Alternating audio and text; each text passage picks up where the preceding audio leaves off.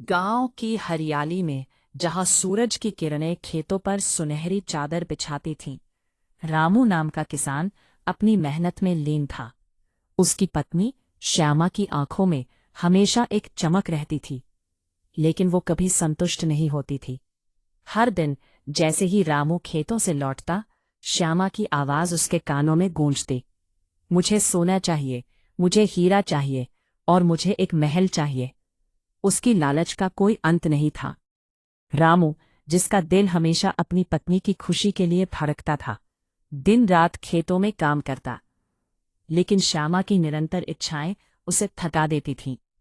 एक दिन जब सूरज अपनी किरणें बिखेर रहा था, रामू ने सोचा कि एक छोटे से ब्रेक की जरूरत है। वो जंगल की ओर चला गया, लकड़ी लाने के लिए। जंगल में उसकी आंखें एक चमकीले जादुई तोते पर पड़ी। तोते की कलरव भरी आवाज ने उसकी तन्हाई को मिटा दिया। मैं तुम्हारी 3 मनोकामनाएं पूरी करूंगा, लेकिन याद रखना, लालच मत करना, तोते ने कहा। रामू ने खुशी खुशी घर लौटकर श्यामा को बताया। एक जादुई तोता। श्यामा की आंखों में चमक आ गई। मुझे तुरंत महल चाहिए। तोते ने अपनी जादुई शक्तियों से तिल तिल कर एक भव्य महल खड़ा कर दिया।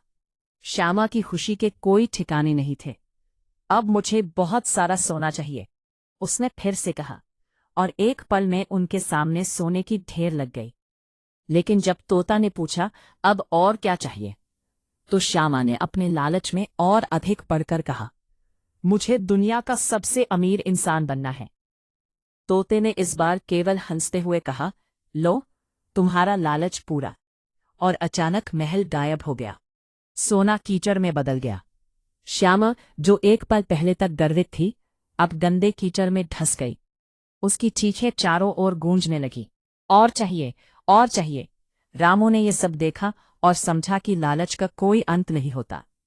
उसने ठान लिया कि अब वो एक साधारण जीवन जिएगा। गांव वालों ने उसे देखकर कहा, लालच बुरा होता है।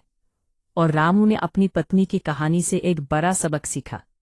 उसके दिल में केवल सादा जीवन जीने का संकल्प था, और इस बार वो संतोष के साथ जीने लगा।